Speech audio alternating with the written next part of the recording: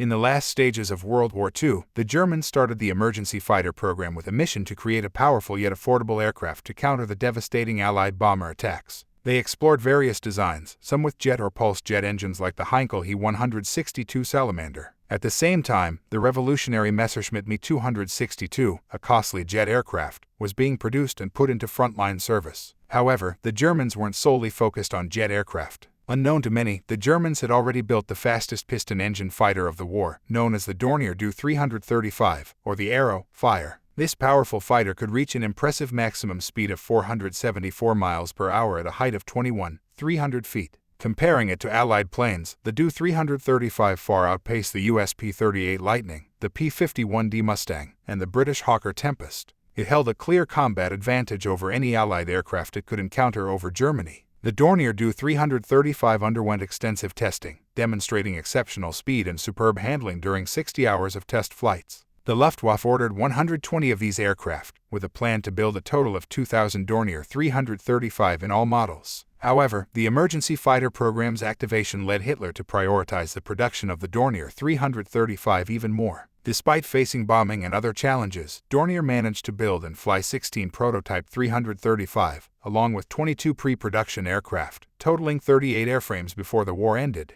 A special training squadron, known as Air Problems Commando 335, was formed, consisting of experienced fighter and bomber pilots. Their goal was to deploy the Dornier 335 against the fast British de Havilland Mosquito, which guided the bomber streams. However, the squadron only received its first 335 in December 1944 due to delays. Tragically, on December 24, Dornier 335 V4, an unarmed prototype, crashed during a transfer flight near Koblenz, and the cause of the crash remains uncertain. Testing of the Dornier 335 continued until April 1945, and one pilot experienced a harrowing incident. Trying to eject from a 335 near Prague due to an engine fire, the canopy failed to release properly, forcing the pilot to land with unexpected activation of the ejector seat, resulting in severe injuries. During testing over Germany, the Dornier 335 had several close encounters with air combat. French ace Pierre Closterman reported encountering a 335 flying at treetop height, showcasing its impressive performance. As the war neared its end, one pilot attempted to fly to Switzerland but ended up in Allied-occupied France due to a faulty compass. Running out of fuel, the pilot had to bail out manually. Similarly, efforts were made to save the 335 based at Rachelen from being overrun by Allied troops, but many aircraft, including the two-seater trainer versions, were eventually captured. Some Dornier 335 were sent to the United States for study and testing, but their fate remains uncertain.